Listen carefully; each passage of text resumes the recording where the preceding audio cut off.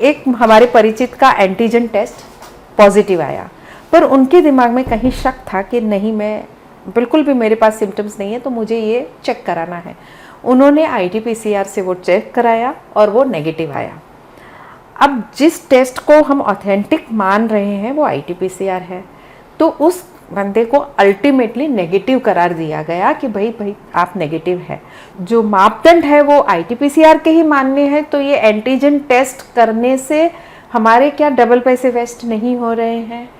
जय हिंद दोस्तों, इस वक्त मैं हूँ मीरा भाईंदर की एमएलए गीता जैन जी के साथ। एक टॉपिक इसलिए हमारे दिमाग में आया कि बहुत सारे कुछ लोग हैं जो कहते हैं कि यार हमें कोरोना पॉजिटिव का टेस्ट कराना है और वो एंटीजन टेस्ट जो है फटाफट हो जाता है। तो एंटीजन टेस्ट अगर होता है फटाफट, तो मैं थोड़ा सा मेरे मन में ये सवाल आया कि क्या एंटीजन टेस्ट को वैलिड माना जाता है? पॉजिटिव और नेगेटिव जो उसका रिजल्ट आता है, क्या वाकई में उसको माना जाता है? क्योंकि मैंने ऐसे कई लोगों को देखा है जिन लोगों ने बोला कि मैंने एंटीजन टेस्ट करा करके बताया, तो बोलते नहीं ये वैलिड नहीं है और आप दूसरा टेस्ट कराओ, लैब के जरिए टेस्ट कराओ, ये सारा चीज कराओ।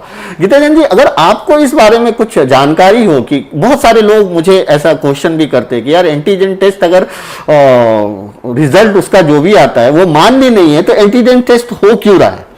इस पे कुछ रोशनी डाल पाएंगे क्या? जी देखिए, आईसीएमआर की गाइडलाइन ये है कि एंटीजन टेस्ट अगर पॉजिटिव है तो it should be considered as positive, लेकिन नेगेटिव है और कुछ भी सिम्टम्स है, चाहे आपको बुखार भी है, चाहे आपको हल्का सा सर दर्द भी है, तो आपको फिर आरटी-पीसीआर टेस्ट कराना है कंफर्मेशन के लिए। अब मेरे ध्यान में एक वाक़या आया, मैं आपको बताऊंगी कि एक हमारे परिचित का एंटीजन टेस्ट पॉजिटिव आया, पर उनके दिमाग में कहीं शक था कि नहीं, मैं बिल्कुल भी मेरे पास सिम्टम्स नहीं है तो मुझे ये चेक कराना है। उन्होंने आरटी-पीसीआर से वो चेक कराया और वो नेगेटिव आया। अब जिस टेस्ट को हम ऑथेंटिक मान रहे हैं वो आरटी-पीसीआर है, तो उस बंदे को अल्टीमेटली नेगेटिव करार दिया गया कि भाई आप नेगेटिव है। तो मेरा कहना ये है कि जब अगर आपको जो मापदंड है वो आरटी-पीसीआर के ही मानने हैं, तो ये एंटीजन टेस्ट करने से हमारे क्या डबल पैसे वेस्ट नहीं हो रहे हैं? क्यों नहीं हम डायरेक्ट आरटी-पीसीआर में जाएं, क्योंकि आप मान्यता उसी को दे रहे हैं, क्योंकि ये जल्दी हो जाता है, इसलिए कोई भी गलत चीज़ करने की तो इजाज़त नहीं है। ये विषय बहुत विवादित है। हालांकि आईसीएमआर ने मान्यता दी है, इसलिए हमें मानना ही है, क्योंकि वहाँ डॉक्टर्स हैं, वहाँ एक पूरी पैनल है जिन्होंने इस टेस्ट को मान्यता दी है।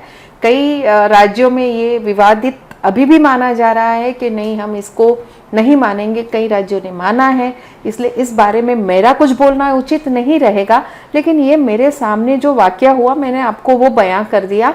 अब लोग अपनी तरफ से राय बनाए कि क्या सही है क्या गलत है। लोगों में ही तो कंफ्यूजन क्रिएट हो रहा है ना। ये मैं आपको जो बता रहा हूं, मैं आपसे अगर ये पूछने पे मजबूर हुआ तो ये लोगों के सवाल है कि यार एंटीजन टेस्ट कराते हैं हम, अगर पॉजिटिव आता है तो हमको पॉजिटिव मान लिया जाता है, लेकिन निगेटिव आ जाता है तो फिर से एक बार रिकन्फर्मेशन करने के लिए उनको दूसरा टेस्ट जो सरकार की तरफ से जो गाइडलाइन है उस पैरामीटर पे कराना पड़ता है। तो मैं अगर आपसे वही तो क्वेश्चन कर रहा हूं कि अगर पॉजिटिव आया, यानी कि अगर मैं बीमार पाया गया उस एंटीजन टेस्ट के हिसाब से, तो मैं पॉजिटिव पाया गया, निगेटिव पाया गया तो नहीं, उसको फिर से आपको कंफर्मेशन करना। जैसा कि आपने कहा कि एक एंटीजन टेस्ट करवाया किसी ने, वो पॉजिटिव आया और उसके मन में था कि नहीं यार मैं पॉजिटिव हूं ही नहीं, उसने दूसरे गाइडलाइन के तहत जो रिपोर्ट निकलवाया, आरटी-पीसीआर कराया, तो उसमें वो नेगेटिव आए।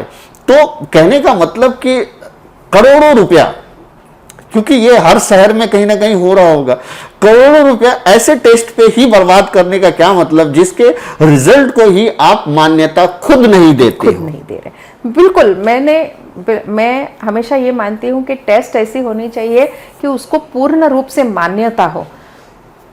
आप 4 घंटे में अगर इसका एंटीजन का रिजल्ट आ रहा है तो 12 घंटे में तो वो भी आ रहा है, 8 घंटे में और कोई बहुत बड़ा फर्क नहीं पड़ने वाला है। आपने जिस टेस्ट को सभी तरह से मान्यता दी है कि अगर वो नेगेटिव बताता है तो नेगेटिव, पॉजिटिव बताता है तो पॉजिटिव, उसी टेस्ट को करिए। टेस्ट करने से मना नहीं है, टेस्ट होनी चाहिए, बिल्कुल डिटेक्ट करने के लिए हमारी टेस्ट होनी चाहिए, लेकिन टेस्ट वही होनी चाहिए जिसकी मान्यता हो।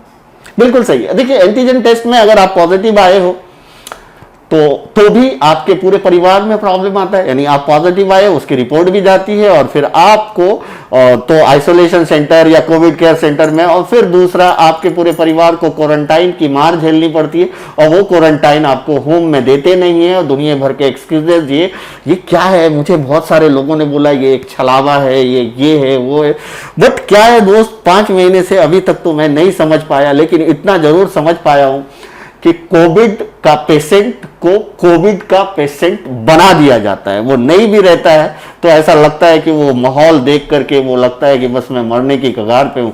आप शुरुआती दौर पे देखो तो 50 पेशेंट अगर पूरे मीरा भाईंदर में डिटेक्ट होते थे तो पूरा मीरा भाईंदर इस बात को लेकर के चिंतित हो जाता था, लेकिन आज 200-300 पेशेंट भी आते हैं तो किसी को कोई चिंता नहीं है, जिंदगी सुचारू रूप से चल रही है, सारा कुछ हो रहा है। तो मुझे लगता है कि ऐसे फालतू, मैं तो फालतू ही बोलूंगा मेरी तरफ से, क्योंकि ऐसे हजारों लोगों ने मुझे बताया है, कॉल किया है, मैसेज किया है कि इस टेस्ट का क्या फायदा जिसको आप पूरी तरह से मान्यता नहीं देते हो। तो मुझे लगता है इस पे भी सोच विचार करने की जरूरत है। Thank you so much.